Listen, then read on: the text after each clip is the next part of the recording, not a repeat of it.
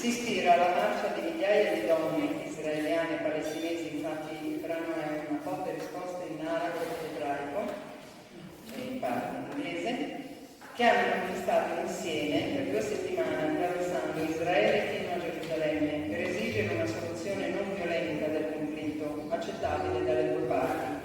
Alla luce dell'attuale gravissima crisi a Gaza, il brano suona come l'ennesimo monito, l'ennesimo appello alla pace e alla vita, caduto nel fuoco della storia.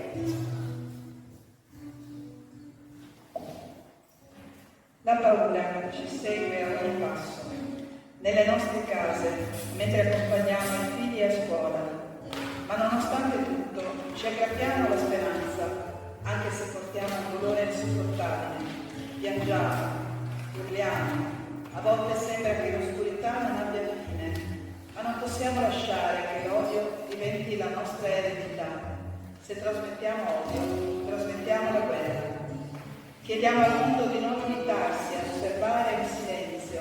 Siamo stanchi che il mondo conti i nostri morti e ignori le nostre grida.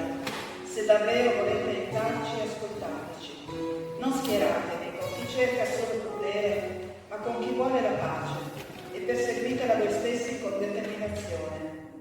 La pace non è una speranza, ma una necessità e un'urgenza, che sarà possibile, ma non senza verità e giustizia, e non arriverà con altre bombe o filo spinato. Arriverà quando riconosceremo l'umanità dell'altro, quando permetteremo alle madri di entrambi i popoli di crescere i propri figli senza paura. È possibile, deve esserlo, non abbiamo altra scelta.